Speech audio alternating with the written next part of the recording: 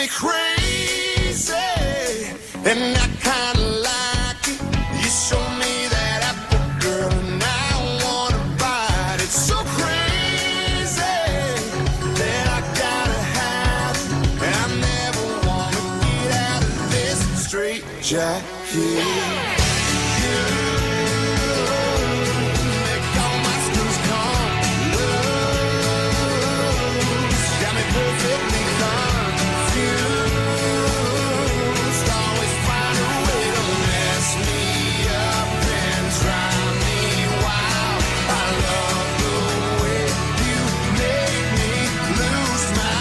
I feel the walls closing in inside this padded room.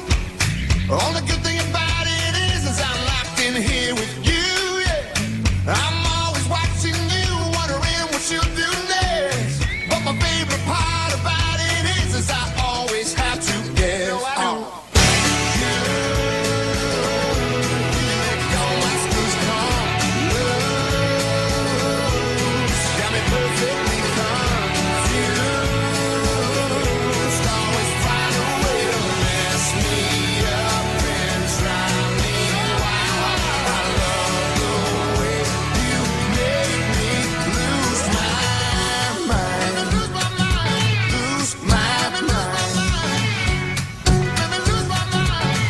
My mind.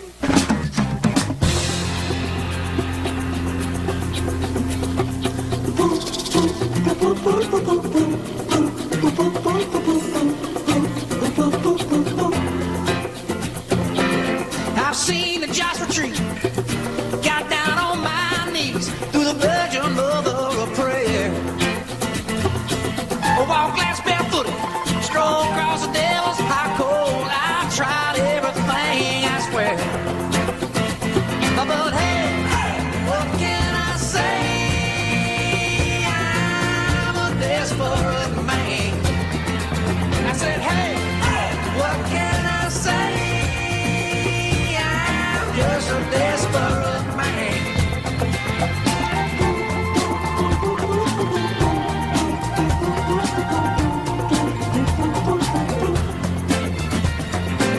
Fortune teller told me, no more last chances. You got no future at all. Oh, but I ain't listening. Black-hearted gypsy and a crucifix to a bedroom wall. Hey, what can I say? I'm a desperate man. I said, hey, what can I say? I'm just a desperate man. Everyone, Thought it was odd. What would he need there, John? I'd like to welcome everyone to the August 8th, 2018 Moose Lake City Council, and I'd like to ask Gwen to do the Pledge of Allegiance first. Pledge allegiance to the flag of the United States of America and to the republic for which it stands, one nation, under God, indivisible, with liberty and justice for all.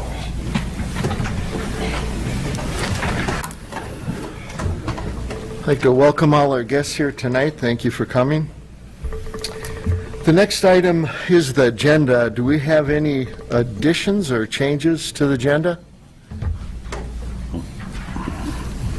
Any from the council? Other than, are we going to remove the audit presentation? We can move after number 3, between number 3 and number 4, there's a 27th City of Moose Lake audit. That was from the last city council meeting, so we can cross that out in the minutes.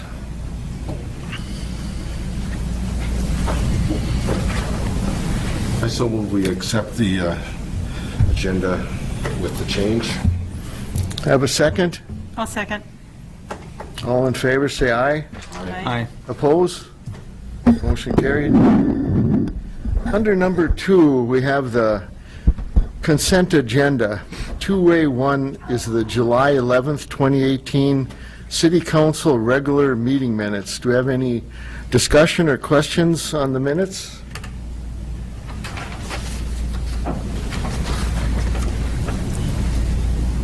Hearing none, Can I have a motion to accept? So moved. Second. All in favor, say aye. Aye. Aye. Opposed? Motion carried. Under 2B, we have the financial reports. B1 is the city accounts payable for July 2018. B2 is the city financial statements for June 2018. And B3 is the liquor store profit and loss statement for June 2018. Any discussion or questions?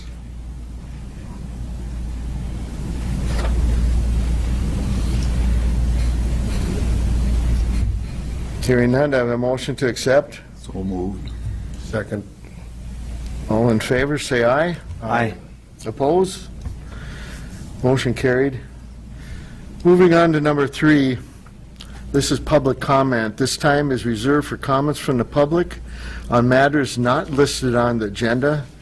And we ask that keep your comments to 3 minutes, please. Yes, sir.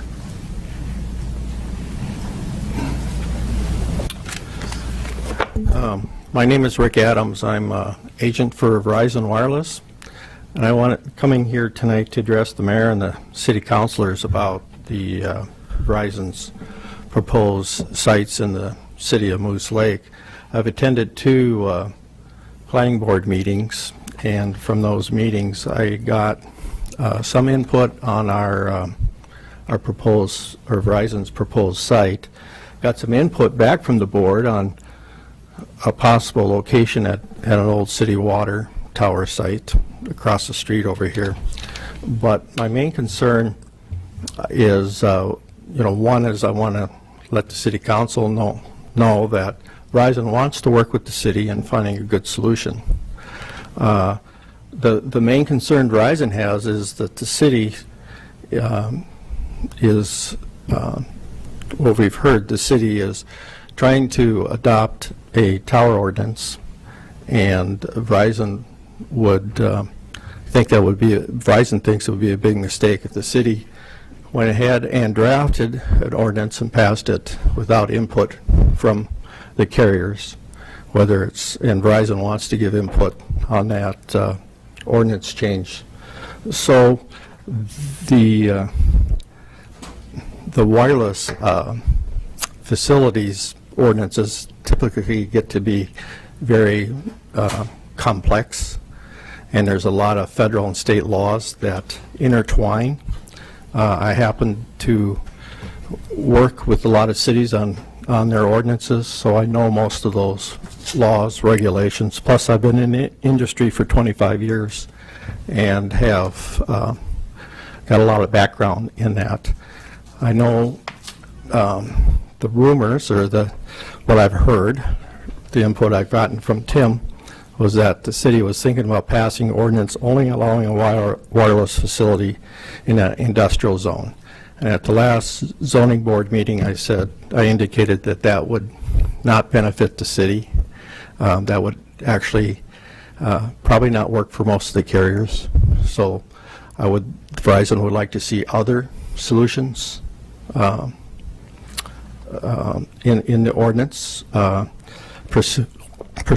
They, like I said, would like to have some input on the ordinance, or at least have a seat at the table for input. A couple of things besides the macro site that Verizon wants to put downtown. Verizon is planning on doing some small cell sites out at the high school. And of course, that high school, depending on how the ordinance is written, a small cell site could not be deployed out there at the high school if the sites were restricted to industrial zones only. And also, at the planning board meeting, the first one, I indicated that the city of Moose Lake was exempt from the small cell site legislation that the state of Minnesota passed last year. And that statement was correct, except it only applies to city-managed right-of-ways. So the city of Moose Lake would not be exempt from that legislation on any state or county right-of-ways. So obviously you have a state right-of-way right through the middle of your town. So you still have to, in your ordinances, address small cell site deployment in right-of-ways, and that's going to be an important element. If you try to ignore it, you're going to end up with a lot of small cell sites right down your main highway. So it's important to get good input from the industry and come up with an ordinance that works for everyone.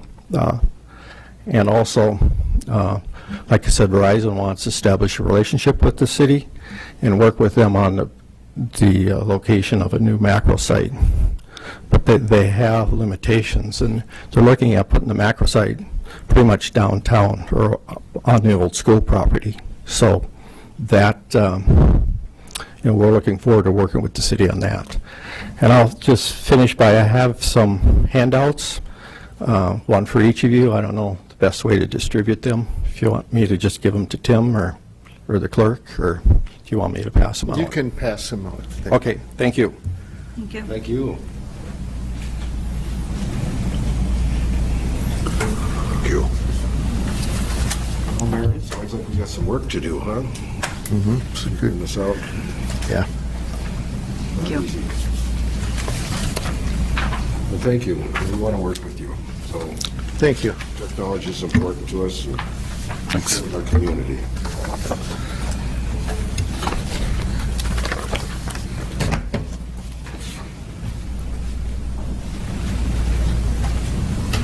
Any other public comments?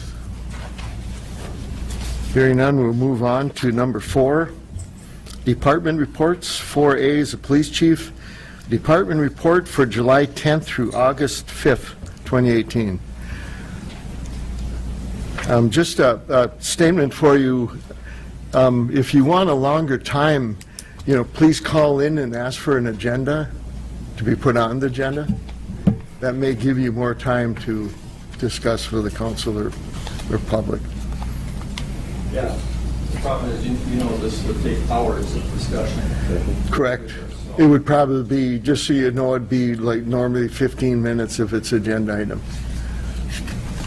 Thank you. Yes. Thank you. Mayor, Council.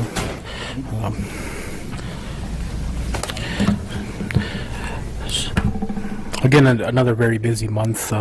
Just want to report that Agate Days was very well attended. Everything went quite well. The Stampede was excellent, very organized, no real issues there. Traffic was quite congested around the arena intersection. Didn't have any accidents or anything like that.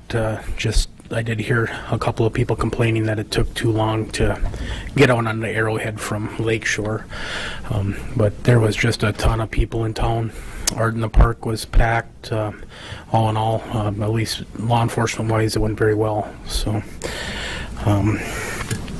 continue to be very busy with several different investigations that are pretty in-depth and very time-consuming. So, last night we had the National Night Out, and I have to say it was absolutely wonderfully attended. Beautiful night. Had several of our officers down there helping out, cooking, and talking with people, and we went through over 300 burgers and over 200 hot dogs and 450 bottles of water. So got a lot of very nice remarks from the public, just very appreciative of the police department. So it was nice to hear, and I just a lot of generous donations from some of the local businesses and also people that help contribute to pay for everything. We were able to buy a couple of bicycles and helmets from some of the donations and gave them out as prizes last night, and several other door prize type items that people came to the PD and picked up today. So very, very well attended, and it was a nice evening. So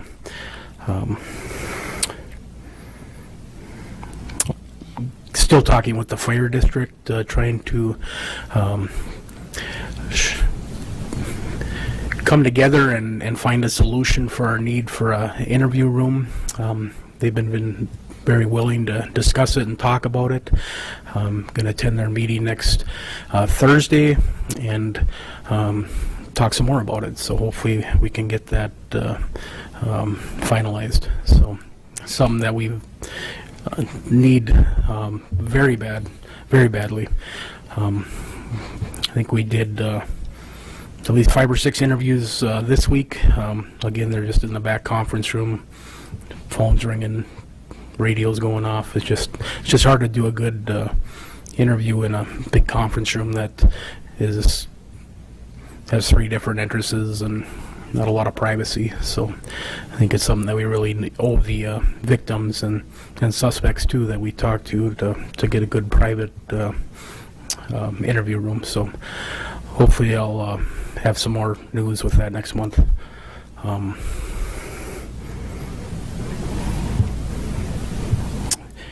Towards the end of the month, Officer Jungers is going to be providing a full day of training to the whole Moose Lake teaching staff on dealing with an active threat. It's called ALICE training. He and a couple of the Carlin County deputies went to a pretty in-depth train the trainer program last year, and we have finally been able to coordinate a day where all the teachers can come and just learn the kind of the best response on one of those situations. So we look forward to that. I think that's on the 27th of this month. Also, Barnum's going to be doing a program as well that Jamie will probably help out with. So, Nice. Where will Jamie hold the training at? It's going to be at the school. Yep. So, I think that's about all I have. I see you had about 162 calls through the month also. Yeah. Another very busy month. Yeah, calls are probably down because can't be as proactive on stopping cars and whatnot because we've just been so busy tied up with investigations. So, yeah. But Good. Thank you very much. thank you. Good job. 4B, Public Works Superintendent Report.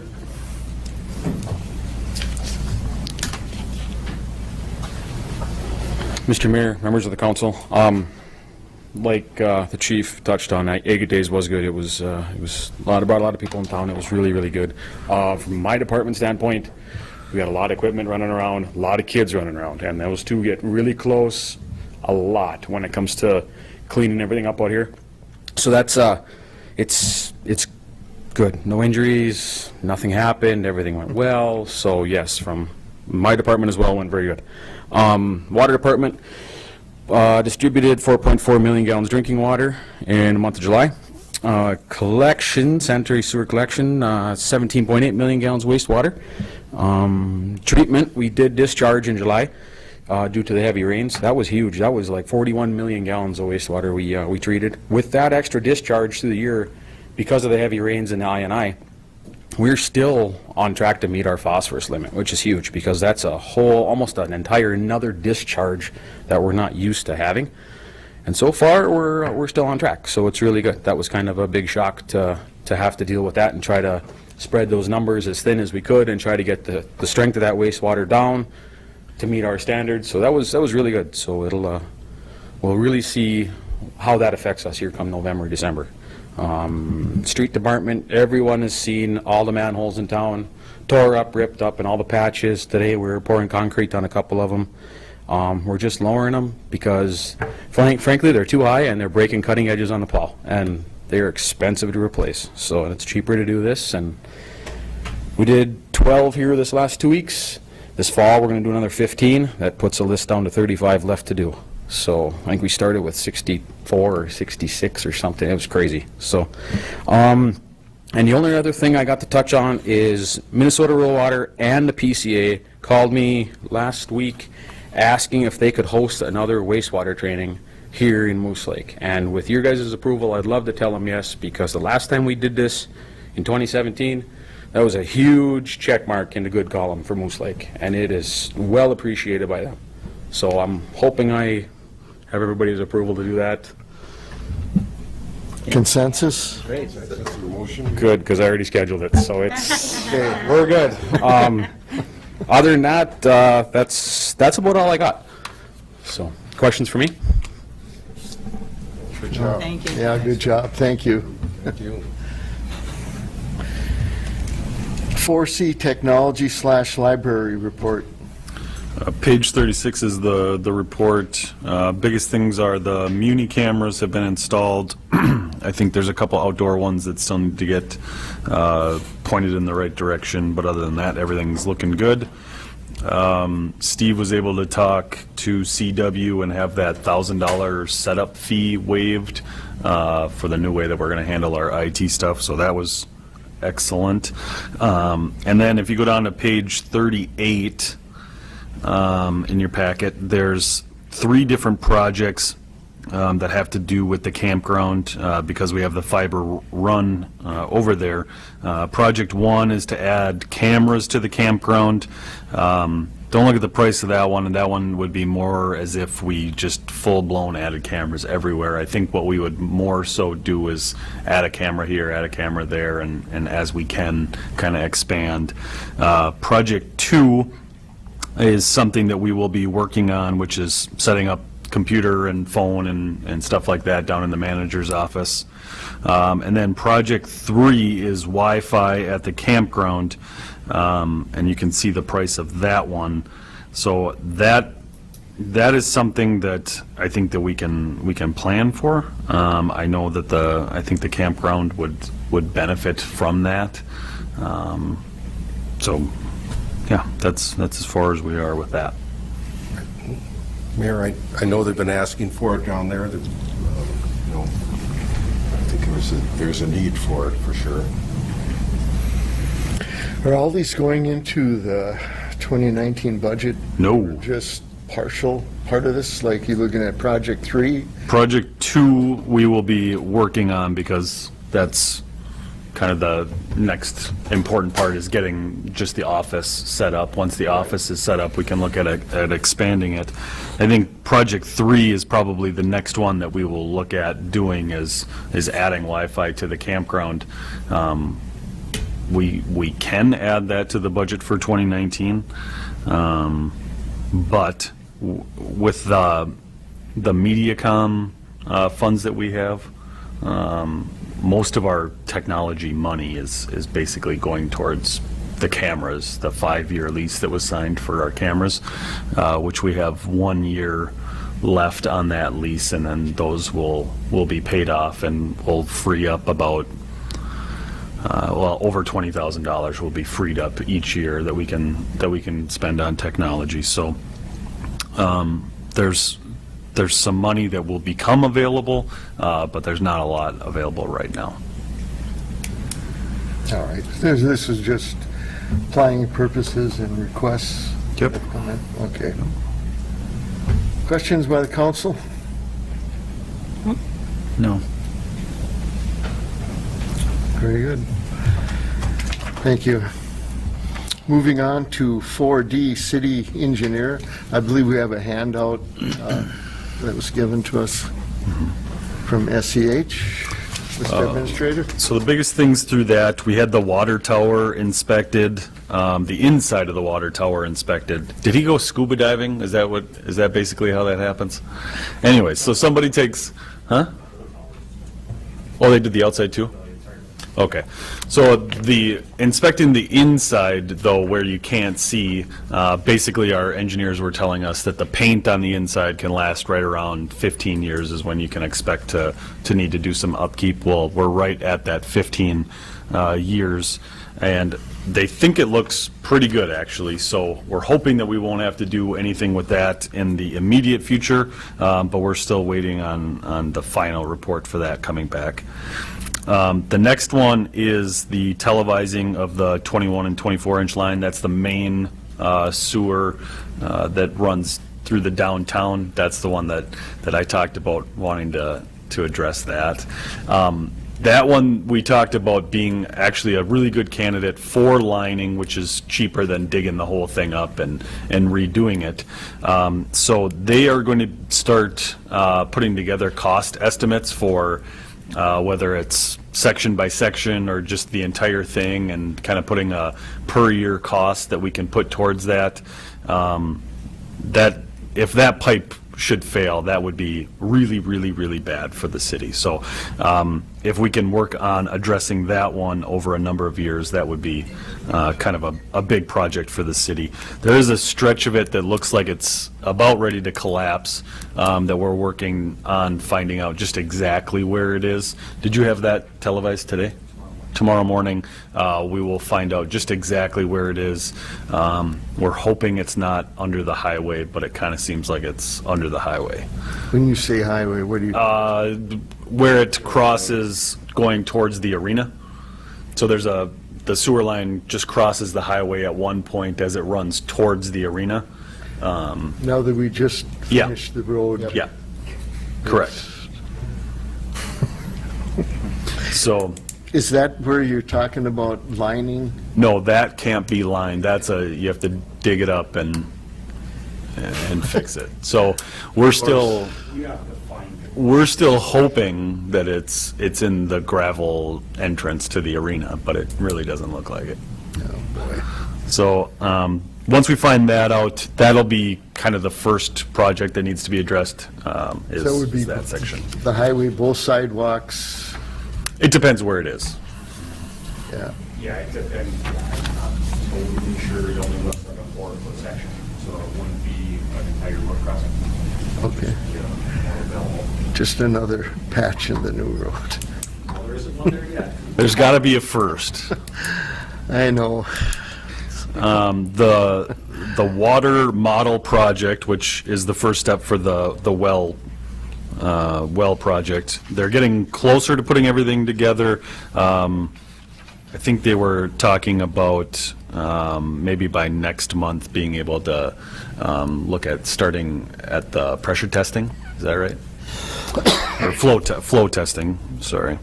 We talked about the capital improvement project for roads, how we would go through and rank roads, what the process will look like, what the final product that could be presented will look like, how we want the costs broken out, all of that stuff. So they will begin putting all of that together and working with Phil on driving road by road by road.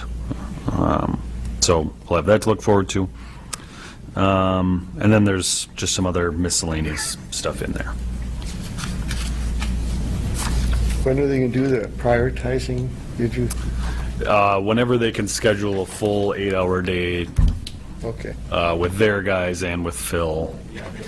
Yeah, no, I know. It'll probably be a month or two before they can get it scheduled, so.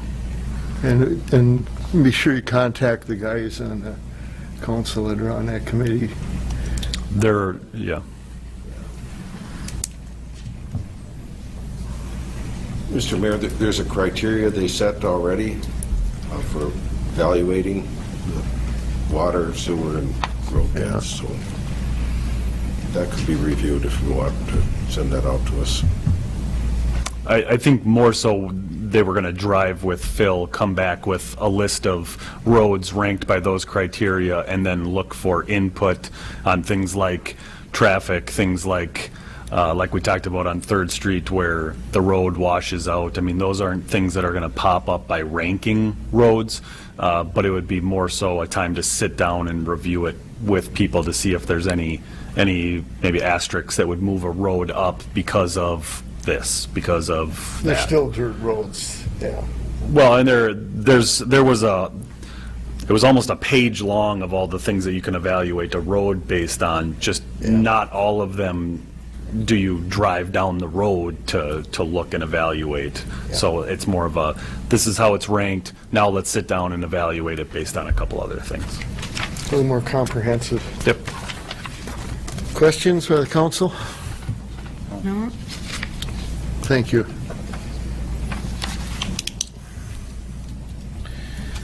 Chamber of Commerce. Thanks, Lois.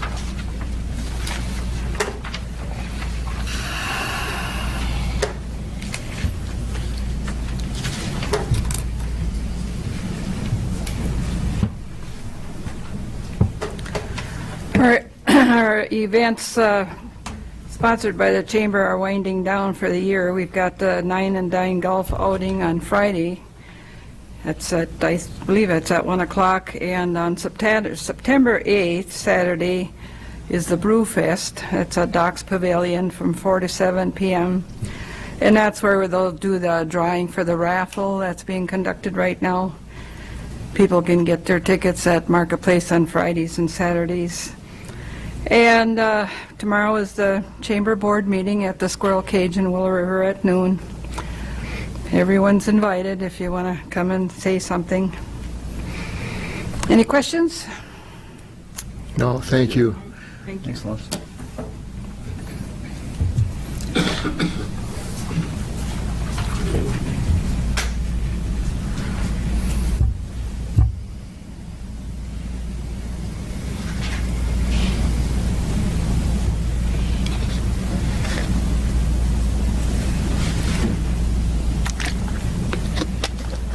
I can't read it. For it, you bet. Okay. Thank you, Lois. Moving on to number 5, previously discussed business. 5A is a gas franchise fee. Any new data? I have a meeting set with MSOP and DOC to meet to discuss the gas franchise fee, and I'll let everyone know how it goes. What date is that, Tim? I think it's next Thursday? 16th. 16th? Yeah, next Thursday, What time? 10. Thank you.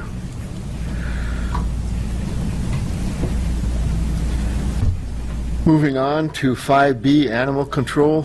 A bunch of the local cities, the county, a couple county board members, and Friends of Animals all sat down to discuss trying to move forward with some sort of plan for animal control. It frankly didn't go particularly well. Friends of Animals, the next step of this is most of the cities are requesting that the county take on levying for any animal control that we would do with Friends of Animals, because it's a countywide issue. We're all saying that we have a problem with the contract that we have, so just kind of combining it all with the county and having one organization do it rather than people being taxed twice. So people in Moose Lake were being taxed for animal control, and then they were also being taxed by the county for animal control. Friends of Animals requested, just initially, their estimate was, they have been receiving about $100,000 per year from all the cities and county and all of that lumped together. It sounds like their last request was about $260,000. So we're a little ways away. There was some recommendations by the county and the cities that if they have, say, a 7-person board, 1 seat would be to the county, 1 seat would be to cities, 1 seat would be to townships, just so that those giving quite a bit of money to fund this would have some say in the organization, and that was not very well received. Most all of the suggestions coming from the cities or the county were not all that well received. So we didn't really get anywhere yet. So what's happening to the animals that, let's say, are turned in now or picked up? Well, right now you can't turn them into Friends of Animals because they're closed. But in the city, we still have our kennel that we can use. We've been having pretty good luck getting animals back to their owners. Otherwise, Animal Allies, there's a couple other rescue places, I think there's one in Barnum. I can't remember the name of. So not a problem so far? We are not having a problem so far. Good. Thank you. Yep. Question by the council? Moving on to 5C, joint meeting with Moose Lake Town Board. They still have not sent new dates. Very good. Do anything about the resolution? Okay. We did that one last. Did that last. Oh, What page is that? 9, I got, for me, 39 is a map. resolution of support. Oh, I think you might be on the wrong I meeting. got the whole thing up here. I sure do. Okay.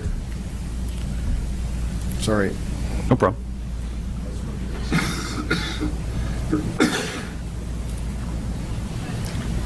Moving on then to 5D striping parking spots. The striping has been done on 4th and on Elm. I think it looks awesome. I think it looks really, really bright and clean, and it looks really good. Any questions by the council? No. Hearing none, I noticed all the parking for handicaps done too, so looks great. Thank you. Moving on to 6 new business. 6A, water main extension request from Knollwood Drive. On page 37 in your packet is a letter that I sent to the homeowners on Knollwood, just requesting that either they come here and speak, or they send a letter, or they call or stop in, and basically just to seek further input from all the residents down there, not just if they want water, but are they agreeable to being assessed for that project. I've heard from a number of them.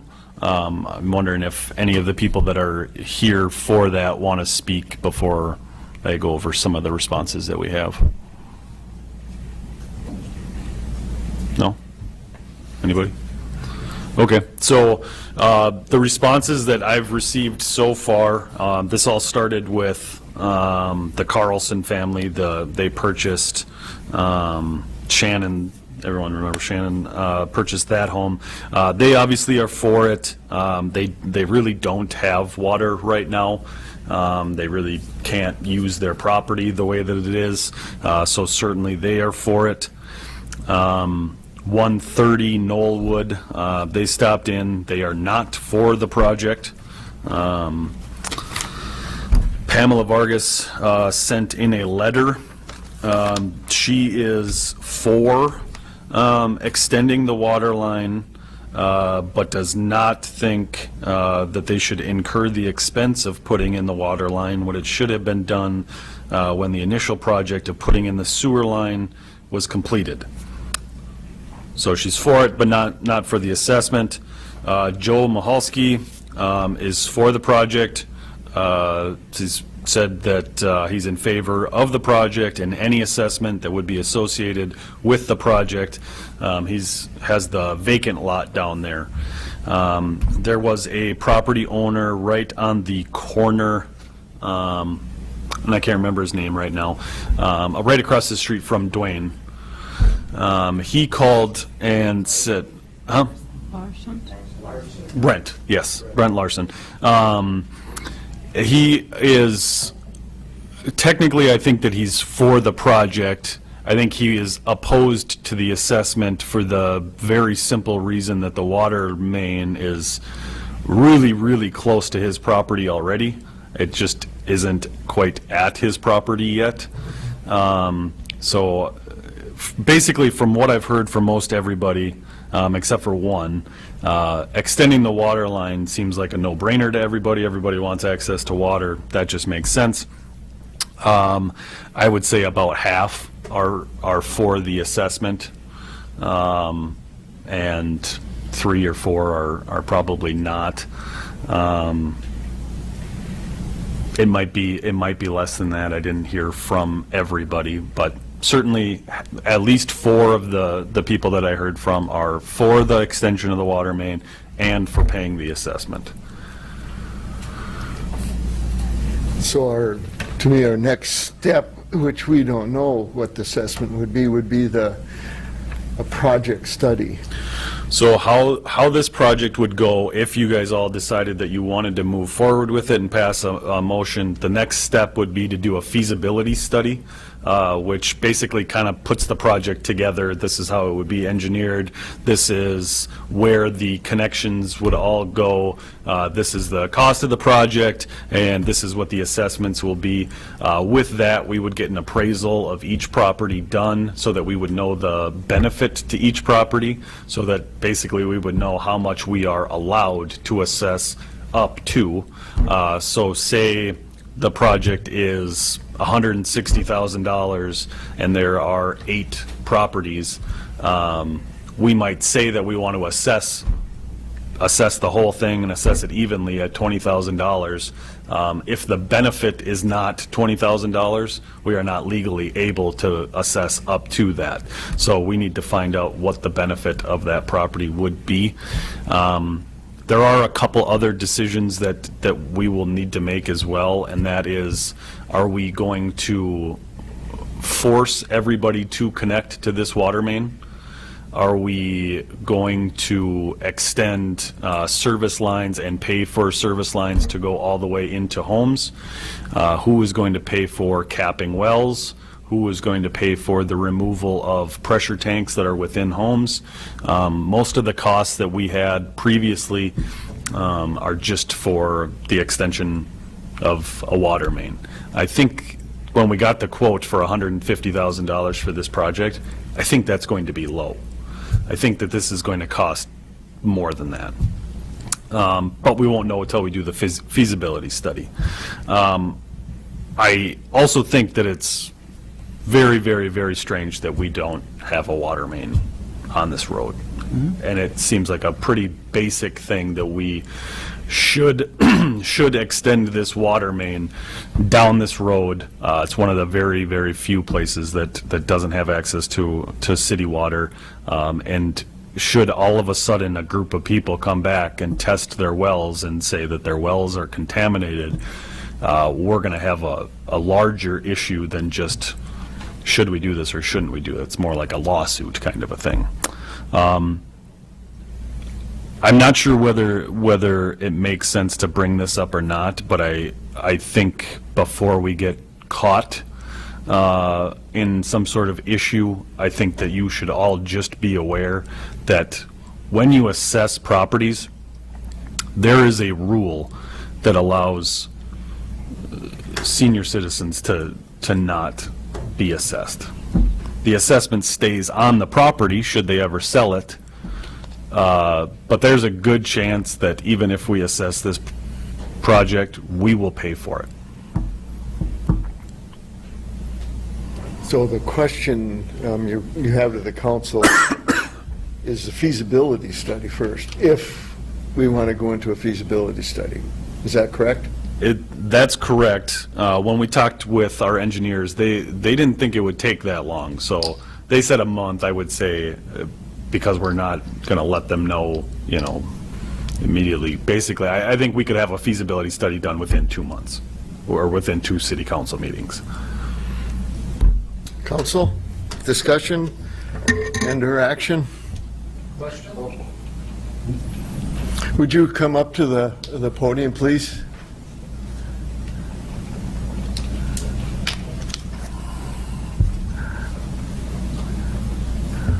Just a quick question, just wondering what the time assessment would be for the term, how many years that might be if you did an assessment. That would also be something that the council would need to decide upon. Is there a normal time frame for that? 10 or 15 years are the normal ones. We've done 10 in the past. As assessments get larger, oftentimes they'll extend them out to 15 years. Okay. The problem with a 15-year assessment on a project like this is the actual cost of the project, not to the homeowner. To the homeowners, it seems like a lot of money. When we go to issue bond or issue debt for this project, the amount of money is so small, I don't think that we could actually get a 15-year bond for this. I think we would actually be looking at more in the 5 to 10 years for this project. So I would say assessments would be more along the lines of 10 years. The reason I ask is out at Windermere, when they did that in 1980, they did a 30-year on that. If we're going to do 30 years, I would say the city should just pay for it at that point. I mean, you're extending it far, far too long for a project of this size. So 10 years would be a max, and, I think 10 years would match up with any debt that we issued. okay. I think if the city were able to just pay cash for this project, then we could say it'd be a little bit easier to assess it over 15 years. But our water fund doesn't have reserves that I would feel comfortable suggesting that we pay cash for Would there this be project. any county or state funds that might come forward to? No, we talked a little bit about trying to receive grant funding for this. We think the only way that we would really be able to get grant funding is if this was some sort of emergency that this contamination, which we're going to move forward with the thought that Carlson's can't basically drink their water. We're going to move forward with that and basically say it's an emergency anyways and try to apply for grants, but I doubt it. As far as county funding, no, there's not going to be any county funding unless they might pay to cap the wells. There was that program. Yeah. Okay. But that's a fairly insignificant amount of the project. Thanks for the update. Yeah. Thank you. So I make the motion that we do the study on Norwood Drive. Do I have a second? I'll second. Open for discussion or questions? Hearing none, all in favor, say aye. Aye. Oppose? Motion carried. So they'll do feasibility study will be done. Correct. Yes, sir. To this. Give me a second, yeah. You're welcome to stay. I know that you were here for your item. You're welcome to stay. If not, you definitely can leave at this point.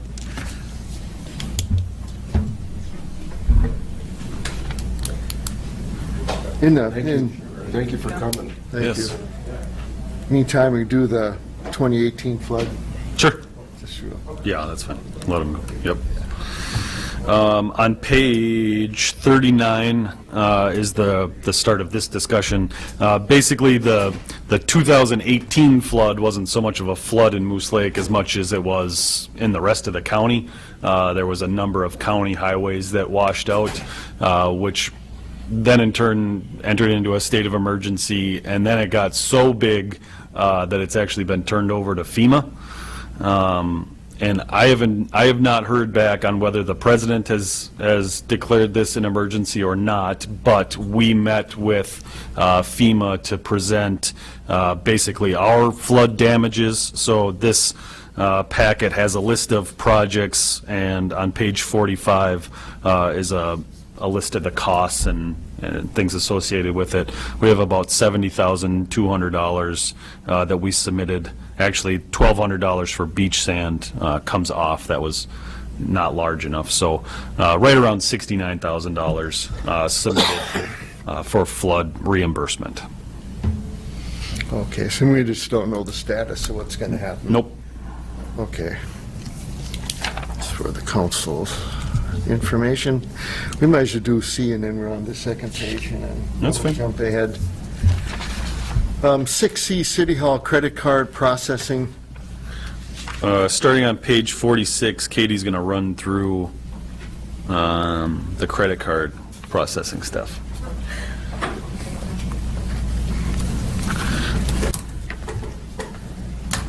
So starting on page 46 is a merchant agreement for one credit card processing company that I looked into. Basically, the gist of this is that the fee would be on the customer, not us. There's no charge for any of the supplies, any of the setup, anything. The only money that the company is making is off of our customers. So this would be used for mainly like our building permits, and I talked to Kathy and she said that fingerprinting, eventually I would like to use it down at the campground because I think it would make a lot of sense. I think the fee is 4% of whatever the charges for, with a minimum of $1. So if you have a $5 charge, they're going to have another $1 added to it. So I don't know if there was anything else. Tim and I did a little webinar with them, and it's really easy to use. It's easy for me to use. It's easy for the customer to use. Seems pretty simple. So. What, Tim, can he use it, or? Oh, I don't know. I do have a question. Would this be used in DVM or? They already have one, so theirs is issued through the state, so we couldn't, okay. yeah, we couldn't use this for them. I think on page 62 is some other cities that use this, and I'm on a listserv for all like area city clerks or statewide, I guess, and this is the only one that was suggested, so that's why there's only one. There's seems to be two different ways to handle this. One is that the city incurs the cost, and then the second being that the customer incurs the cost. So I think the reason that most people go with this option is that this is a benefit to the customer to be able to pay this, so the fee would go to the customer. Also, I think that we just need to be able to take credit cards. It's a little ridiculous that we can't, so. I think every single contractor now uses a credit card, and I mean, people still use checks, but mostly credit cards now, so I think it's just we got to get with the times on this one. So what do we need? What's the this is a recommendation, Yeah. and what is? I would recommend that we enter into this agreement. There is actually no cost for us. 30 or 60-day notice that we have to give if we want to discontinue using them, so Yep. it's not too terribly long. We need a motion then? Yep. I so move that we start using credit cards and charging the costs then directly to the customer. Using this. GovPayNet, yeah. I'll second that. Any other questions, discussion by the council? All in favor, say aye. Aye. Opposed? Motion carried. This might be the same thing we use at the power plant. Yeah, and actually Sally's talked about trying to look into switching to this company as well, because right now, I think they are incurring the cost of the fees. So, and every month, she said it just gets larger and larger and larger before people are switching over to it, so.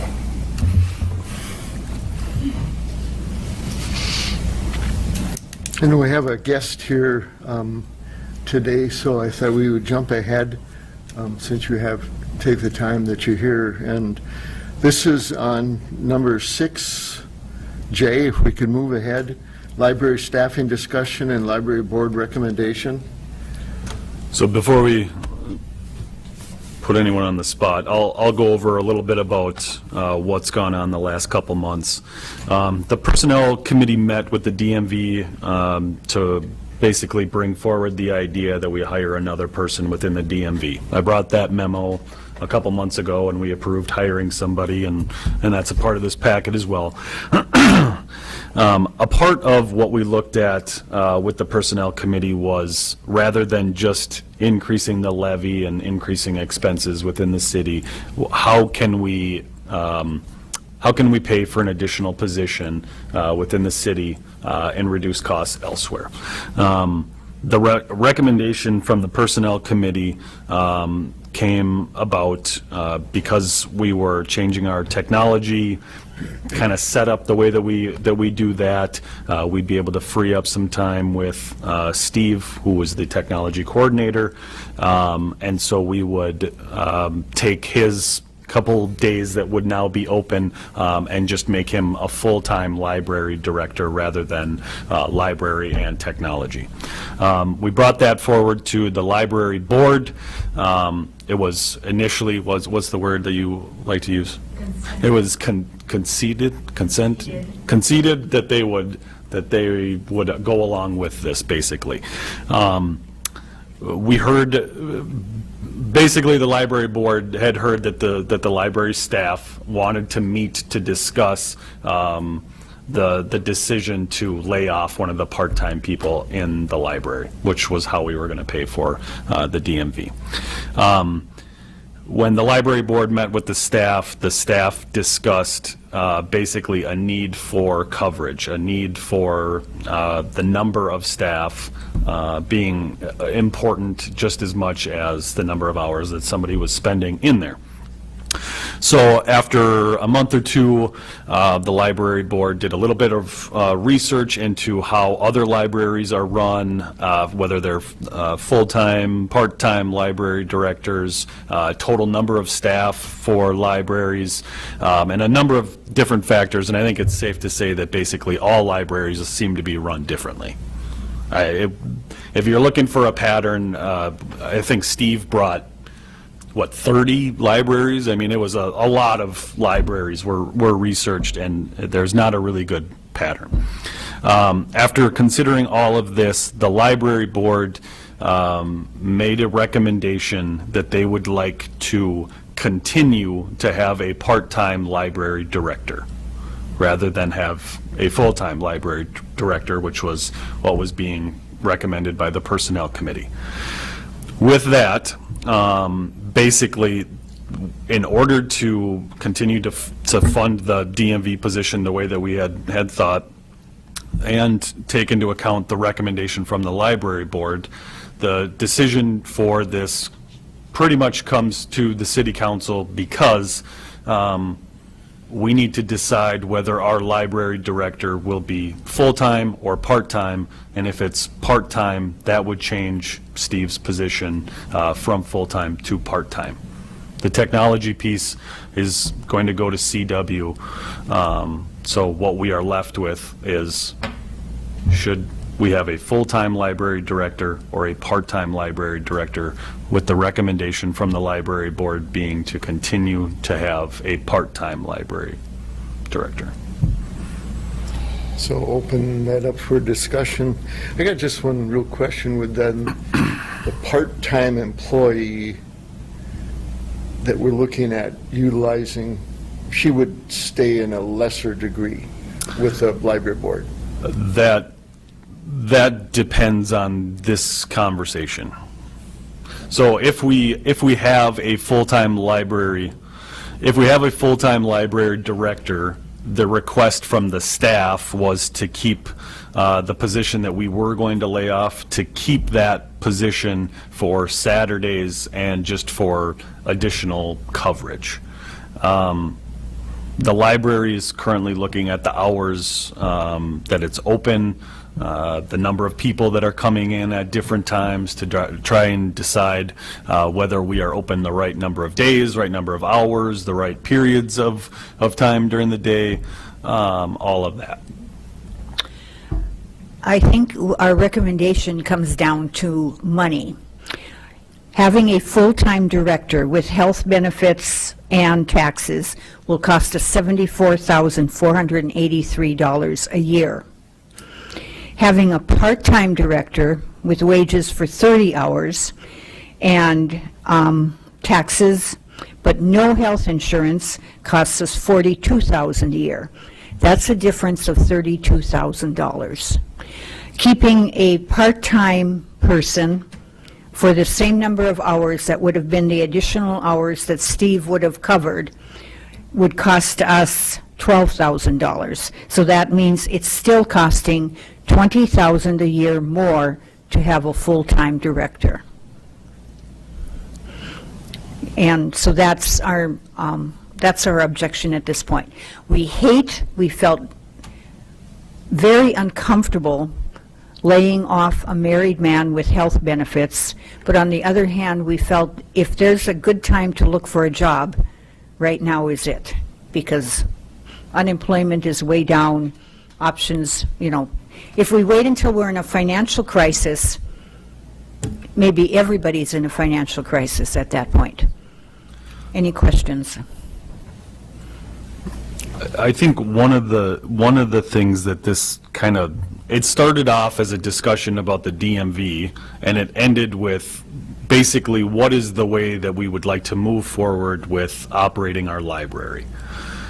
And I think when looking at other libraries, That didn't help a whole lot. Looking at the history of how the library has been run, it has been run with a part-time library director, and then looking at the position that we have now with Steve, where a part of that was combined with technology to create a full-time position. As the technology piece came away, we found a way to fill that time, but is that a best use of the library's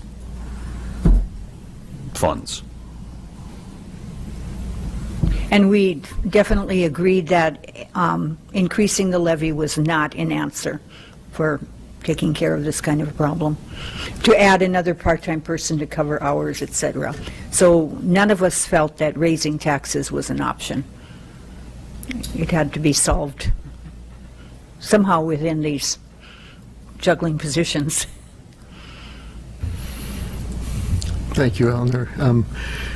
Does the council have any questions for Eleanor before she does sit down? I don't. It's the first time hearing of it. So what we talked about in the Personnel Committee meeting was perhaps this meeting could be used to lay this out for the City Council and not necessarily make a decision tonight. I don't think that this is probably a very easy decision to make, and I wouldn't want to necessarily push all of you into a decision on short notice. So you're right. This is the first time that you're hearing about it, and I don't know that we are necessarily asking you to make a decision tonight. Rather, use this as an opportunity to ask a few questions while Eleanor's here. Otherwise, certainly you can reach out to me throughout the next month. I guess the library board has funding, has a spreadsheet of what the bills are and how you do things, and you know that better than anybody, and you made this decision based on that. Correct? So I take it that you're trending? 20,000 out of our budget, which means you would cut purchasing magazines, purchasing books, other employees' time. I mean, we all know what a budget is. Yeah, but I guess my question is then, have you looked at the last 3-5 years and see if you're trending downward as far as profit, as far as money coming in, and you're saying that this is... has been steady because the city has been very generous in allocating money. Okay. In this case, what they're doing is we would be taking an extra 20,000 out of our budget to pay a full-time librarian with no extra money coming to us. So we would have to cut $20,000 someplace else. Okay. In order to do this. All right. That's a little bit clearer picture than just coming forth with what we heard, so thank you. Unless you want to give us an extra $20,000.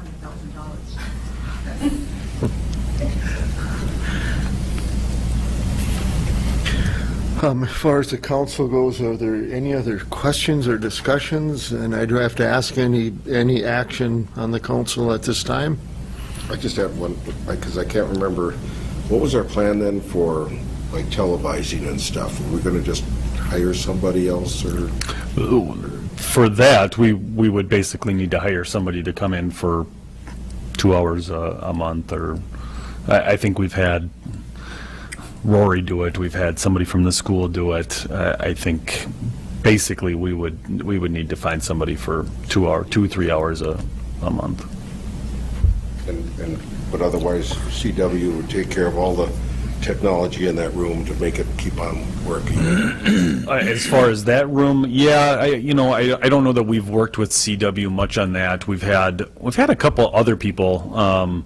Guile recommended somebody for sound stuff. We've had. What's the technology end? Yeah, as far as technology as a whole goes, yes, CW would take care of all of that. The way that we moved forward with the contract with CW is that everybody now has the ability to contact CW directly without us being charged to address whatever their need is. Some of our more intensive needed computers, like the DMV, actually have a contract where we don't get charged extra for them to come down here and do things on site. All of our projects would probably have to run through Katie or I and the department heads. So things like the campground, that would be certainly a change, as those projects would probably run through Katie and I rather than Steve. Okay, good.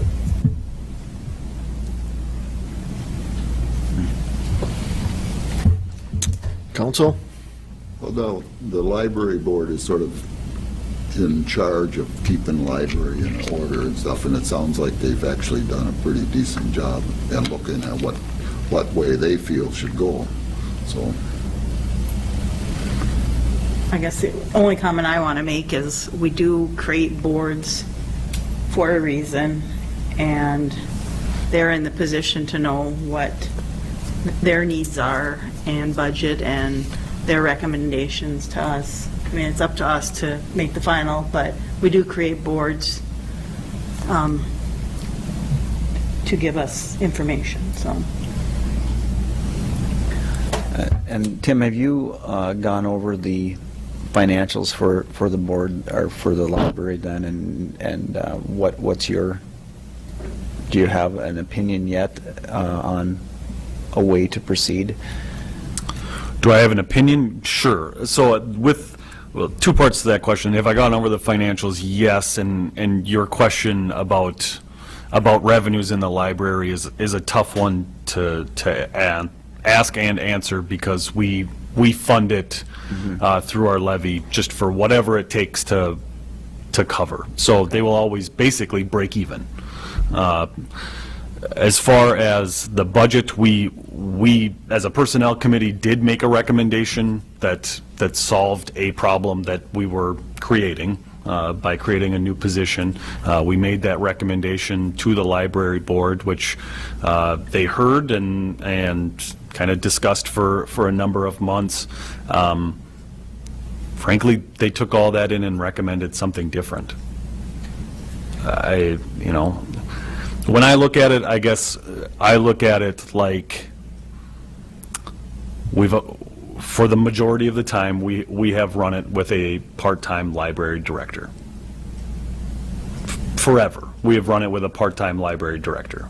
We tied extra duties in to create a full-time position, which solved a different problem that we had at the time. So I see where we got here. However, when we are taking that technology piece away and we are looking just at our library, should we have a full-time library director versus having part-time staff that, yes, frankly, saves on health insurance? That's what that does. Financially, that makes sense.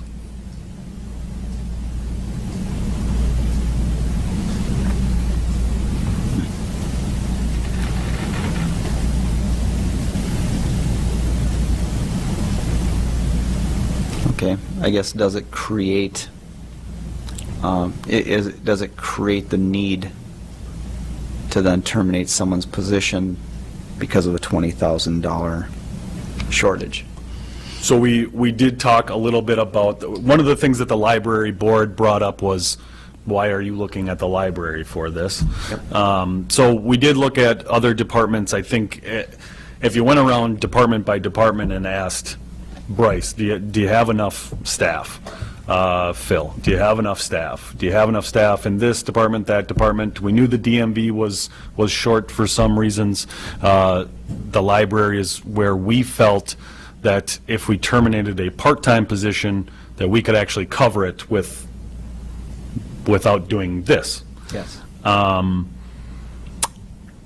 think that other than trying to cut expenses somehow, some way, just across the board, just say we're going to take $20,000 out of our budget, just somewhere. I don't know where it would come from other than raising the levy. And then my next question would be then, is there a need then, that would probably go back to the library board, is there a perceived need to have a full-time person there in that capacity as a director, are we shortchanging people if we do not have one? And I think that they've already made that decision. That's the one that I think that they answered. Okay.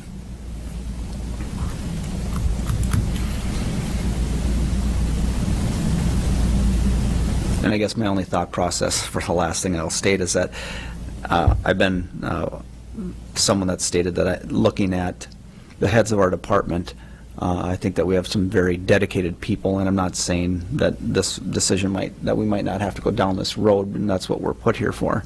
But the people that are in the heads of the departments that we do have, I think have taken less pay consistently over the years based on comparables, because they love living here, and that's the only comment I wanted to make. Whether it makes sense or not, I just think that we do pay less than other cities our size. I'll just say police chief for one, considerably. Throughout the years, whoever's been in that position, whether it's been your father or the current or my brother, I mean, those are positions that people have consistently been paid less. Our director, Phil, his position has been consistently less. So I just want that to go into the thought process as we move forward on this, that's all. Before I ask the next question, thank you for your process that you guys had to go through. I know that was tough decisions and tough questioning, because you had to deal with all employees and with the director and all that stuff. I know wasn't comfortable, and that's a hard thing to go through and then bring your recommendation forward. We were not happy to make that recommendation. Yeah. And we do, the other thing I want to say is we don't want to say, if you decide you don't need a part-time, you only need a part-time librarian. We don't want you to tell them you're done next month. We want to have them at least finish out the fiscal year, which gives them time to find it. Because it's already, well, we can keep them for the rest of the year, but we'll need to revise the budget if we're going to keep them beyond that.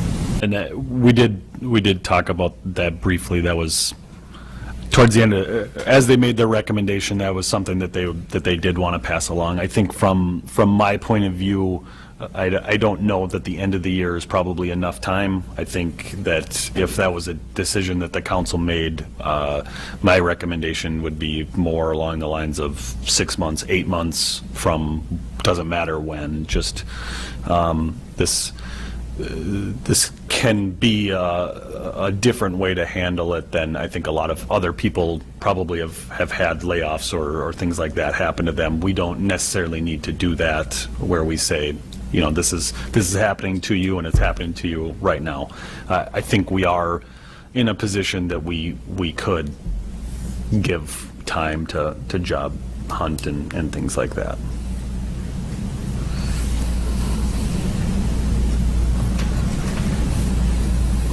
I guess my recommendation would be then for us to have a month to think this over and ask the questions individually as each city councilor, and then come prepared next month to deal with the issue at hand.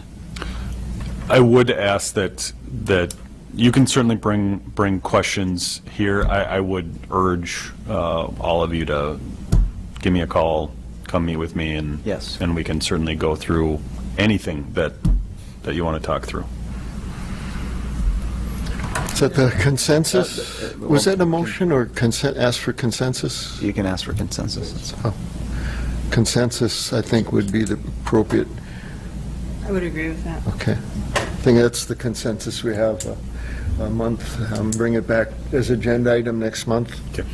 And thank you, Eleanor, for being here tonight. Appreciate that. Appreciate it.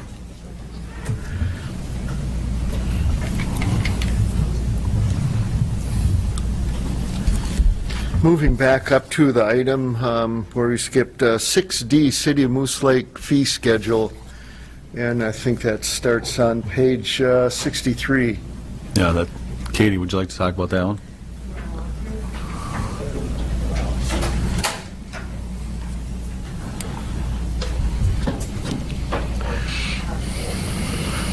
Okay.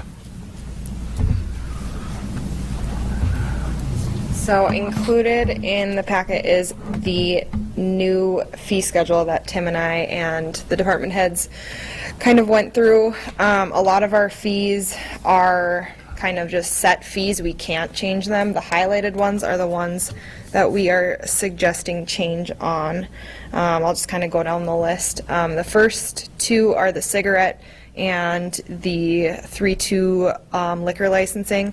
I did a study, and I don't have it with me, but of 5 or 6 different cities that have significantly higher, some not significantly higher, but $150 was about where most cities our size are at for both of those.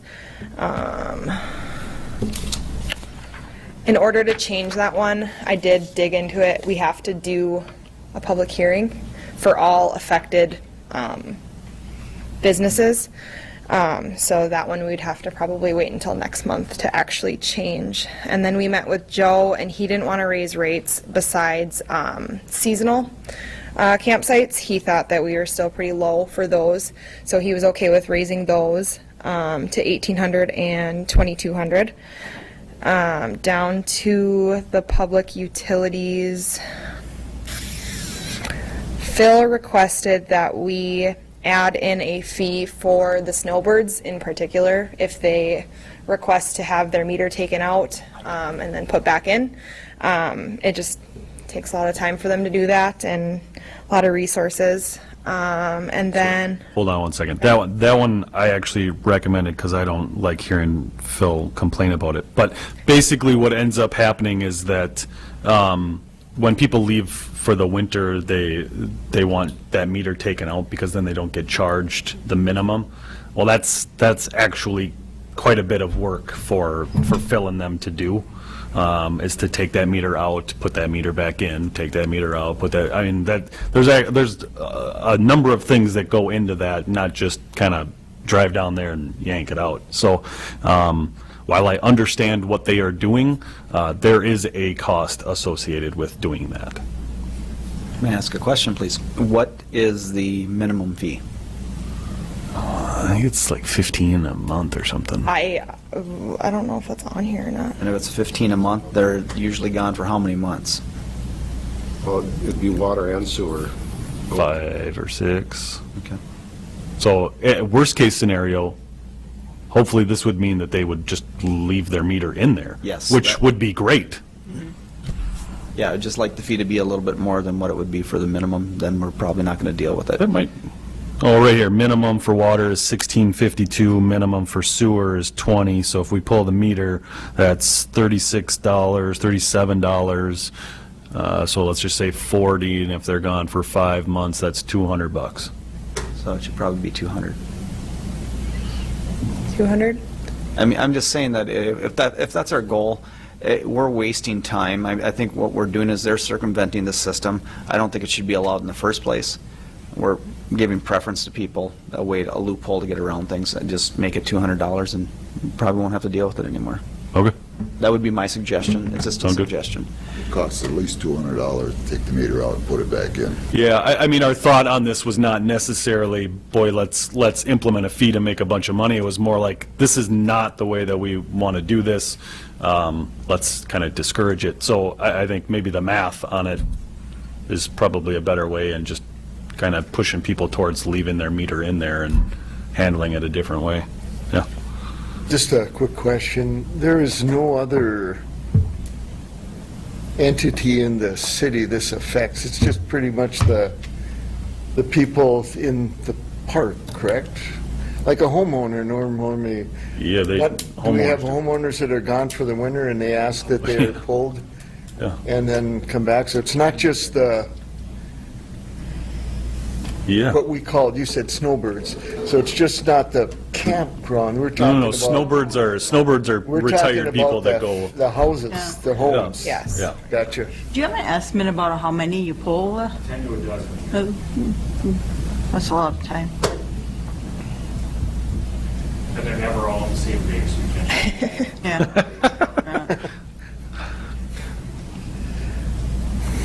Do we need a motion to? No, we'll Oh, keep going. Oh, I still got more. Yeah. And then I discussed again with Phil what he would like to charge for sewer dumping, for holding tanks, and a right-of-way permit fee. For the sewer dumping, he wanted to just up that to $30 per 1,000 gallons for septic and holding tanks. And then the sewer and water hookup fees, we are just super, super, super low compared to everybody else that I looked at. So I think with a little bit of my research, Tim's suggestions, Phil's suggestions, we kind of upped it to 1,000. So we used to be at 250 and 250. In Proctor, where I was, it was imposed by WLSSD. That was 980 for sewer. I think if you look around, 250 is incredibly cheap. I didn't see anywhere that cheap. Moose Lake Windermere Sanitary Sewer District, that's like 5,200 and something. I mean, it's crazy. Well, they only have sewer. For sewer, yeah. So I mean, you can get really high with some of this stuff. I think 1,000 is right where we want to be for that. Just to add that water, 250, you said? Yeah. Residential meter is about $260. So we're not even covering that. Or in my mind, if we're doing something like this, I look at it as steps over a couple of years. I could see 500 for both of those to start with. Well, the only reason I wouldn't say steps is because it doesn't actually affect people unless you do it. So this charge wouldn't go to anybody that's in our community right now. I understand. We're talking about new hookups, new. Yes. Yeah. When we're trying to advertise for growth and for draw. Which we are. I know. And we have a lot of very positive things that will draw people, and that this won't even be a blink of an eye. I can promise you that. We have. It's just that when we're going 5 times. They won't know what we were So at. I have the stuff from all of the cities that I looked at. The lowest is Carlton, and they also charge 1,000 for residential. They charge 1,500 for commercial, and then for that's for water, and then for sewer they charge $850 for residential and 1,000 for commercial. The highest is $2,000 for water and $2,000 for sewer. So I don't think that we're high. I think we're right in with everybody else. I think that this jump seems weird because we were at $250 and we're going to 1,000. I think if we were at $1,000 and we wanted to talk about is that fee the right price, that would be a different conversation. I just think $250 was the wrong place to be. And especially if it's new construction, I would say that the Economic Development Committee has made some major changes that entice people to come to the city of Moose Lake. And the things that we're doing at the Economic Development Committee will offset this greatly. Yes. And I think you'd be really pleased when you see all the things that are happening. I think it might change your mind a little bit. Yeah, I'm okay with if the majority want to do that. I mean, myself, to me, I would rather see we double it instead of that far. But if the majority agree to it, of course, that's fine. I understand that.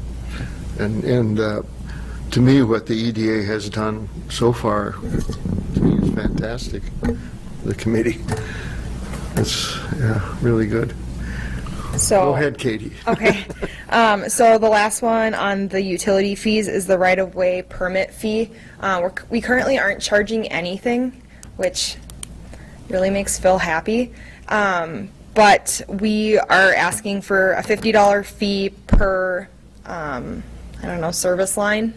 Well, just per permit that they turn in. And just for kind of an idea of what this is like the gas company comes in and they want to run a new gas line or a new, basically they're the ones that are putting the holes, all the companies that are putting the holes everywhere in our roads. This is the $50 review. We don't charge anything right now, which is bad. My suggestion was to do $30 per hole, and they thought I was crazy. No, you're wrong. I think that this could be way more than what it is. But with this, Phil told me that he would like to see something where if they don't clean up after themselves, if they don't patch the hole, if they don't whatever, we don't allow them to work in Moose Lake until that hole is patched or the rocks are raked out of that person's yard or whatever. We've gotten a lot of complaints about that this year. Now, this is for the big companies. Now, I could see $1,000 for this. I could too. Truly. I see the reason that I thought this way is if you're going to put a hole in our road, that means that we have to review your permit, we have to go out and make sure that there's no other utilities, then you're paving it. We just had one that had a sinkhole forming in it that we had to go find. You know, this isn't like, oh yeah, this looks good, and then you just move it on, but $50 it's a start. We'll just say it's a start. Then down to the zoning fees. These are all Tim, so... We're not even covering our costs to have these meetings, so, I mean, there's 5 people that sit on the planning commission, so if we have they used to be, what, 150 and No. 200? Well, they were each up to $50, I believe, so... Yeah, so they used to be $150 to have a conditional use permit heard. Well, it costs us $250 just to have the meeting. So, I think with the combination of residential, commercial, along with residential, commercial for variances, and rezoning.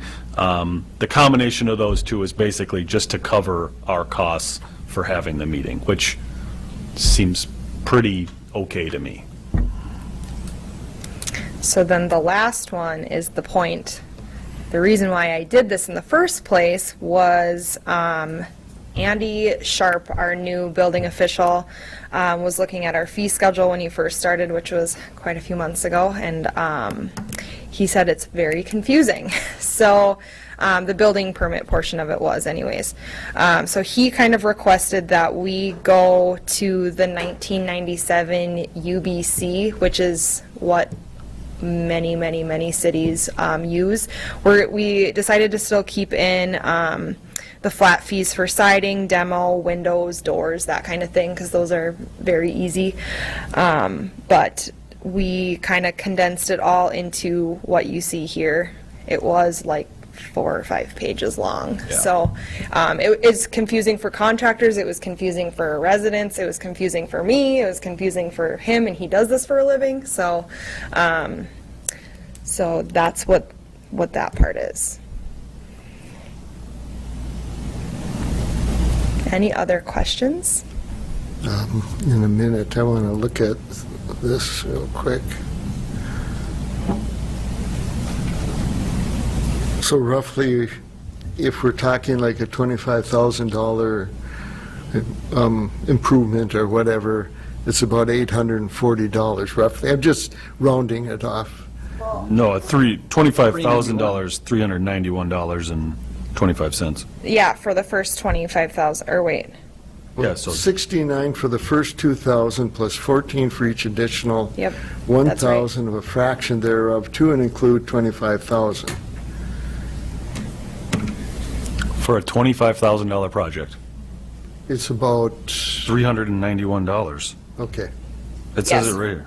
$391.25 for the first $25,000. And Okay, actually, to me, this is confusing to read even, So- but I got what you're saying. so we already have this in our fee schedule, but we also have, it breaks out for like residential, commercial, HVAC, plumbing, All kinds of everything. stuff. And I think Andy got really confused.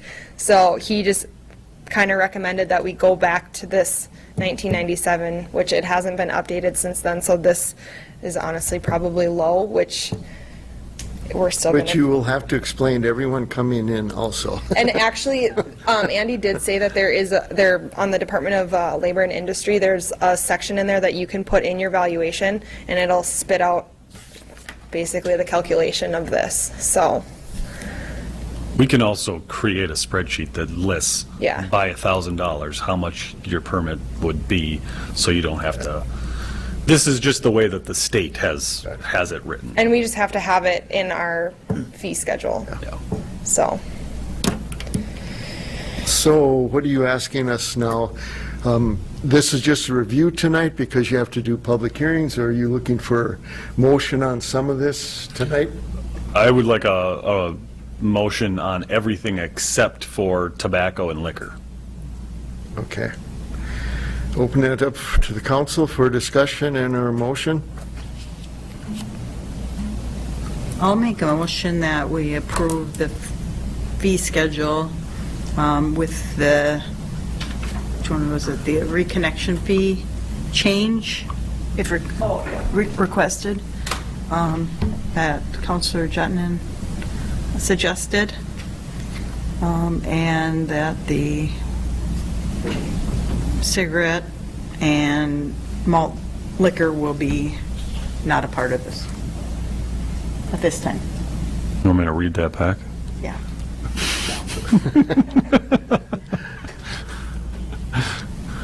Second.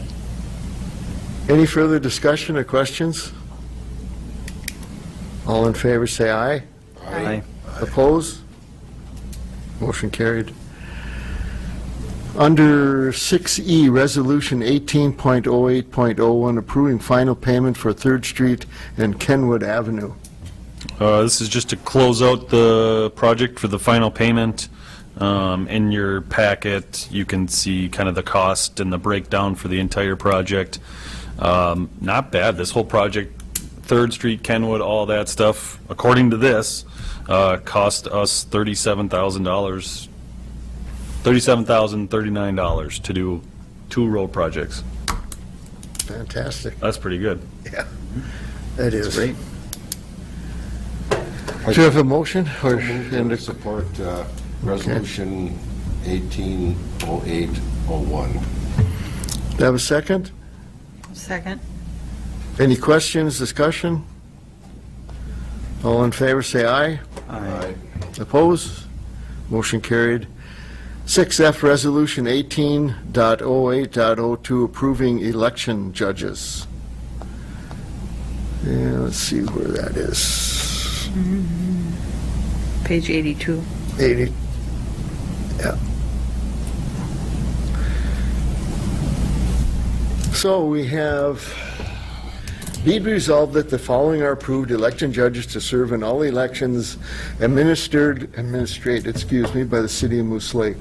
Tim Peterson, Election Administrator; Katie Bloom, Election Administrator; Caroline Lafreniere, Head Election Judge; Don Hayden, Alternate Head Election Judge; Sharon Hoppy, Election Judge; June Mackey, Election Judge; Keith Carlson, Election Judge; Pat Skog, Election Judge; Joni Morrissey, Election Judge. Council, I'll make a motion to approve the election judges as written. have a second? Second. All in favor, say aye. Aye. Aye. Oppose? Motion carried. 6G, Resolution 18.0308, .03, decertifying TIF number 1-3. Mr. Administrator. This is to decertify the TIF district that was for the post office. For this, just for G, I will say it's, we need to decertify the TIF district. I'll get into the rest of it here in a minute, but we need to do this. I'll make a motion, we approve Resolution 18.08.03. I'll second it. All in favor, say aye. Aye. Opposed? Motion carried. 6H, reimbursing excess TIF funds, number A, TIF 1-3 for $21,780, and number B, TIF 1-1 for $16,595. So this is where it kind of takes a turn.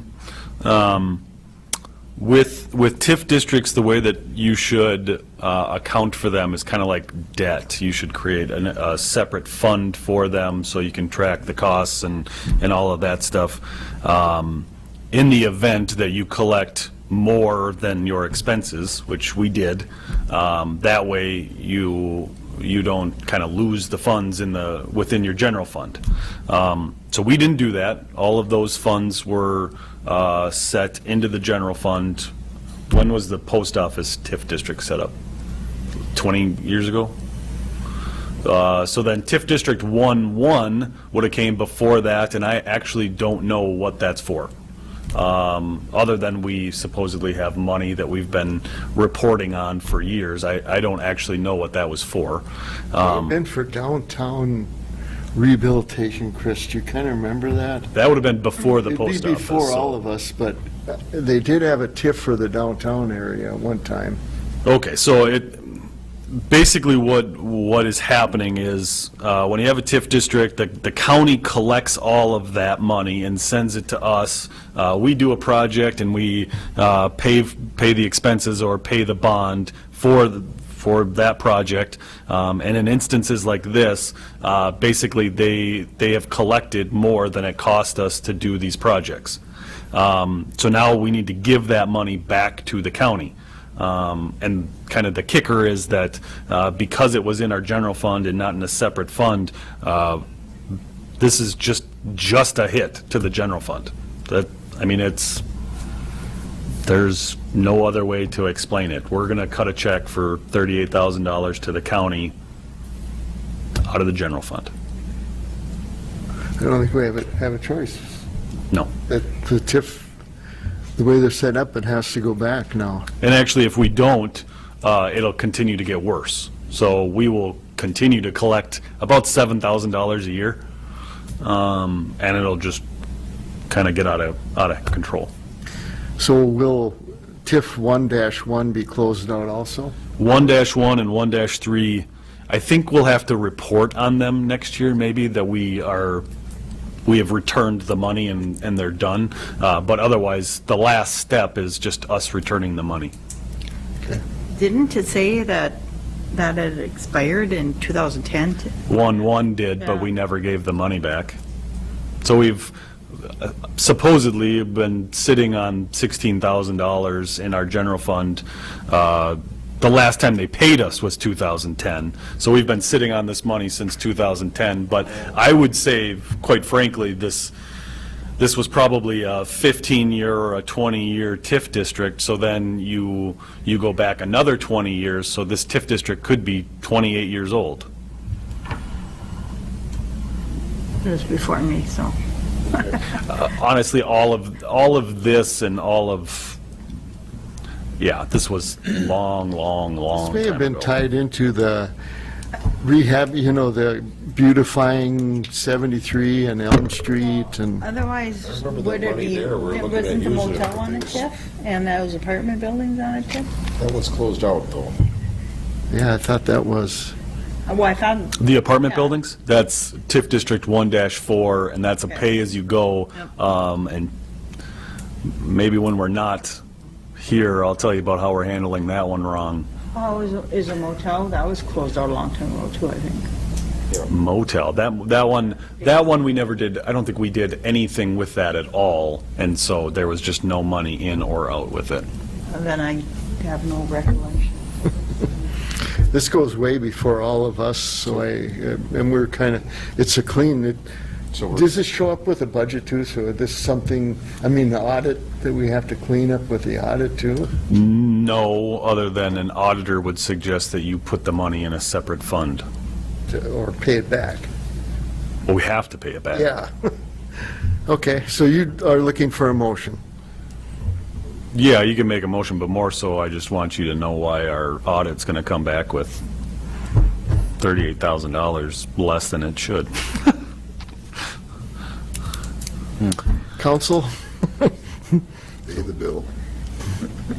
So, just a dumb question, Tim, we couldn't use these for improvements, let's say on the roads or anything? No, not, for sure not for roads. Post office.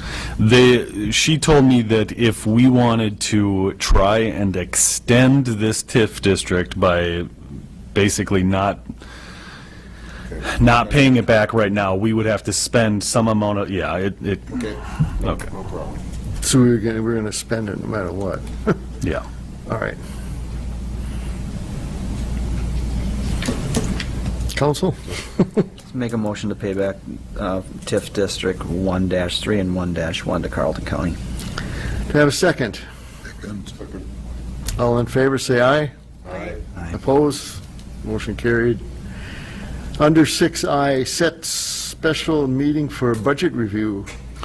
The initial levy is due, we'll need to pass a motion at the next city council meeting. So I'd like to get together with everybody to just go through the budget quickly and let me know if I'm way off or not. So I need a day to meet with everybody. So when are you talking, this month or next month, or? We can, we could probably do it as soon as 2 weeks out. I would say the 22nd at 4 o'clock, Of September, you talking? August. Otherwise, if we want to get closer to the council meeting, we could do the 5th of September, you know. I can do that. The 5th of September? Why don't we look at that one at 4 o'clock? How's that? Right now, it looks like it works. Do you have your schedule that far out? Yeah? Yeah. Good for me. So that's the first one. Greg, you got your schedule out? It's fine. My sister's birthday. That'll work. That'll work? I guess it'll work. Okay, let's do September 5th at 4 o'clock.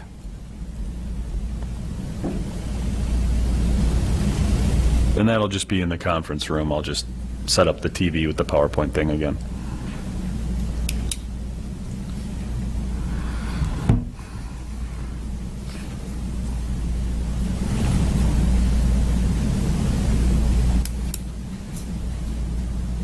Very good.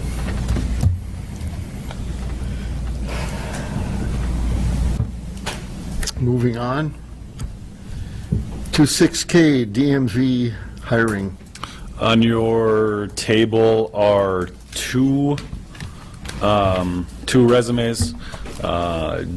Jennifer Johnson is the recommendation to be hired.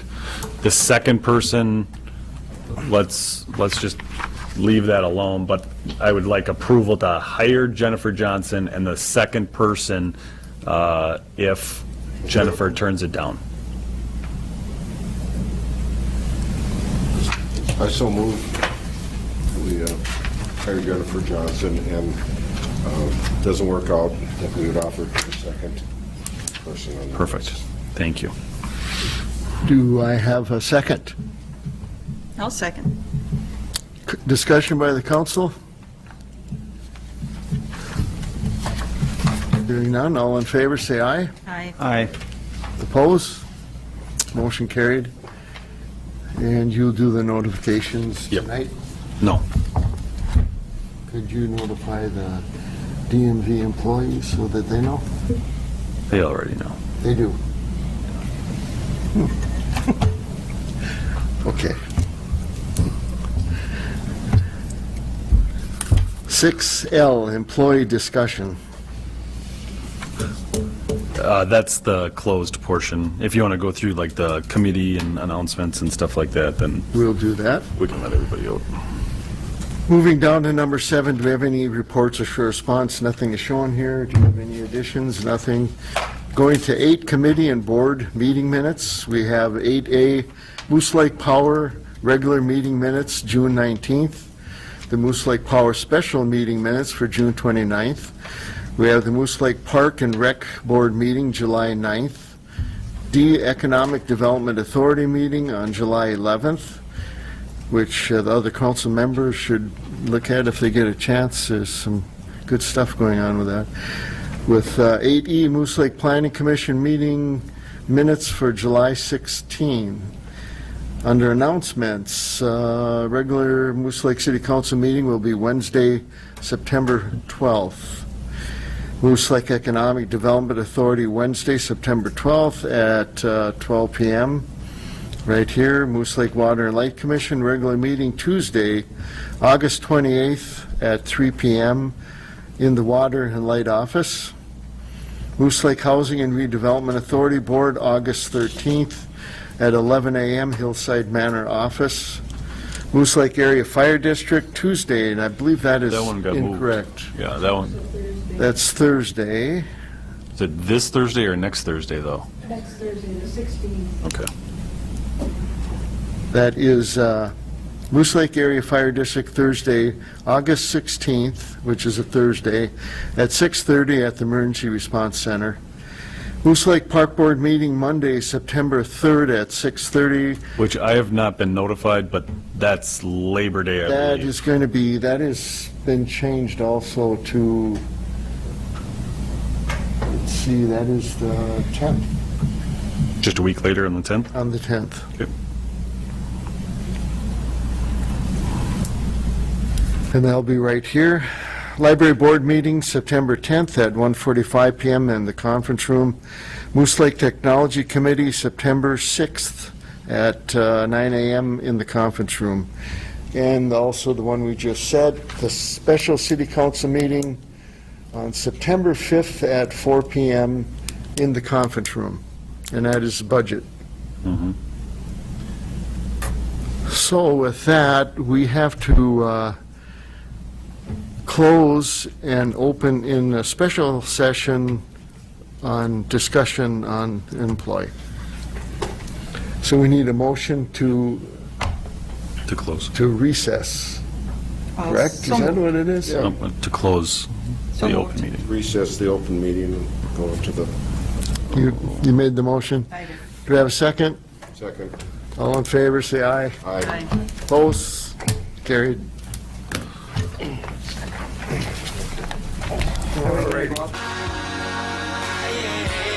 Yeah, do you close your eyes? Does it make you laugh? When I was Jack and you were dying, yeah, do the memories take you back, take you back, take you back?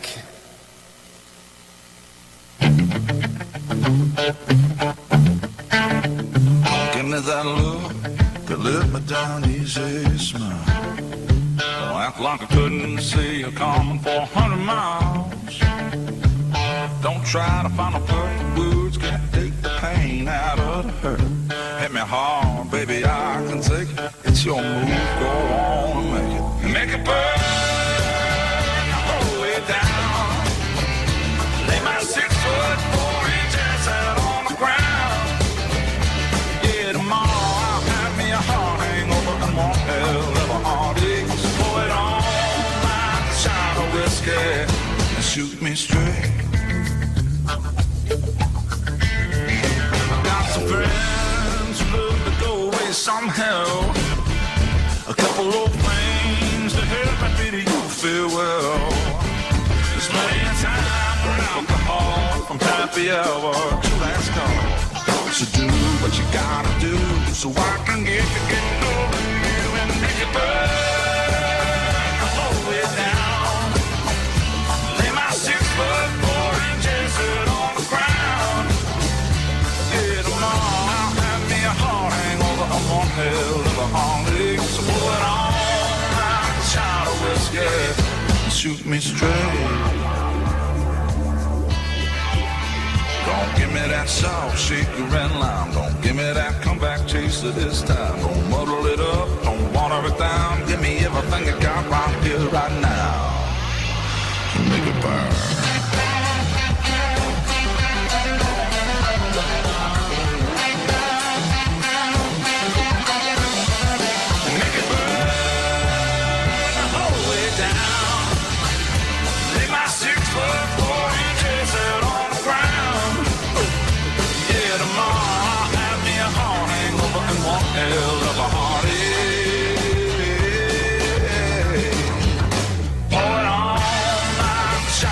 scared to shoot me straight. Shoot me straight. Come on, come on, come on.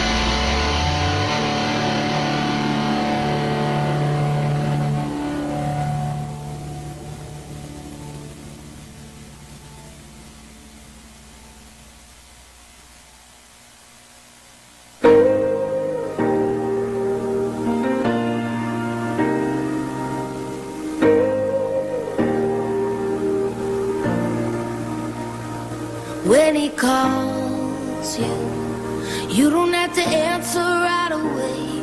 Make him wait.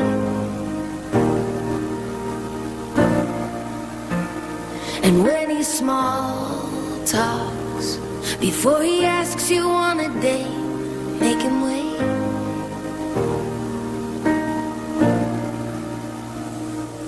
When his Pontiac's in the driveway and his eyes are midnight blue, take a deep breath, do the opposite of what you wanna do. Make him wait by the phone at the door to meet your dad. Before that first kiss, he's gotta hold your hand. You can't get it back when you give yourself away. Yeah, boy's gonna run, but a real man's gonna stay. Girl, make him wait.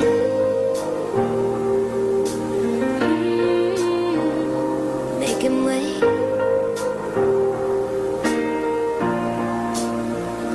And when he says that it'd be easier if you just stayed the night, make him wait.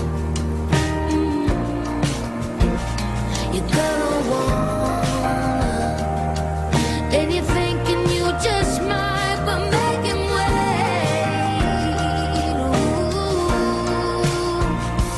Make him wait by the phone at the door to meet your dad. Before that first kiss, he's gotta hold your hand. You can't get it back when you give yourself away. Yeah, boy's gonna run, but a real man's gonna stay. Girl, make him wait.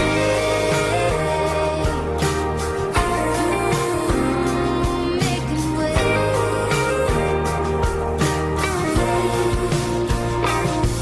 They told me love is worth the wait and go, like that ring on your hand. So when you find the one to stay and count, then he won't knock.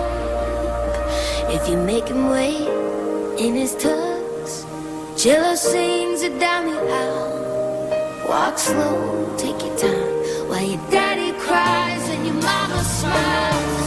When they're throwing rice into the air and those tin cans roll away, and you look into his eyes and realize it was worth the while to make him wait.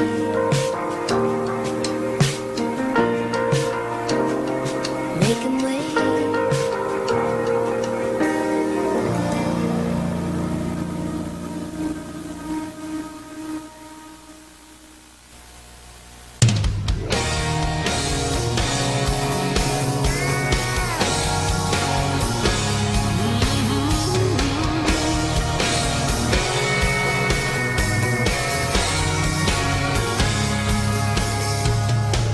It's been a while since she put that red dress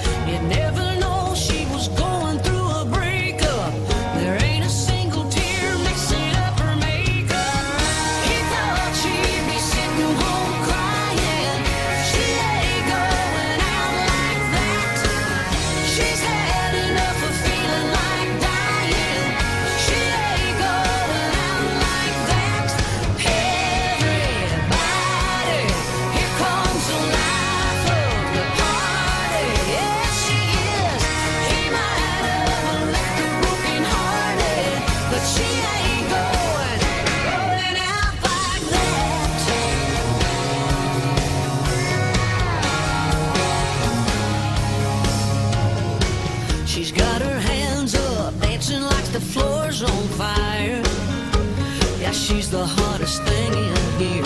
Guess she finally got tired of being sick